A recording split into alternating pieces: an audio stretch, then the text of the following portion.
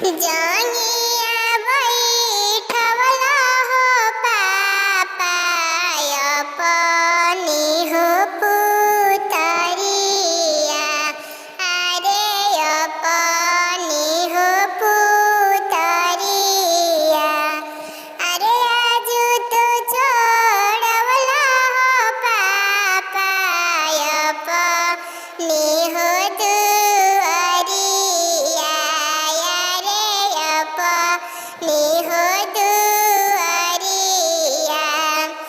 अरे पालिया पोसी हो पापा कोई लहो से अनावाया रे कोई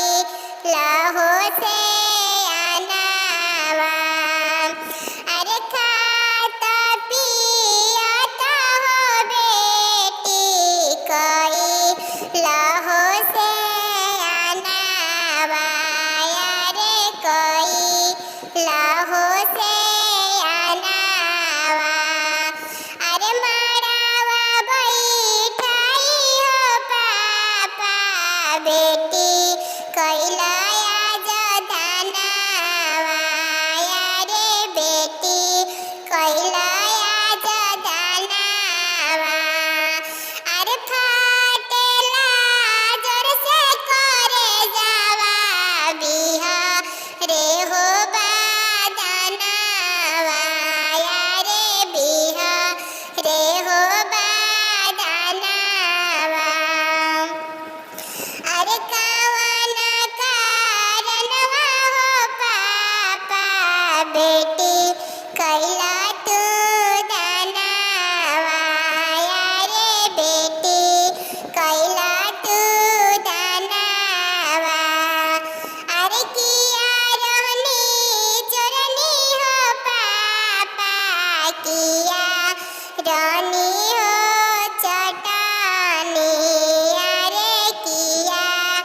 रहनी हो चटानी अरे किया हम हो कुलवा में पापा लग दगिया हो लगवानी अरे दगिया हो लगवानी अरे कावना कारणवा हो पापा हमारा के होते जलया रे हमारा के बिसरल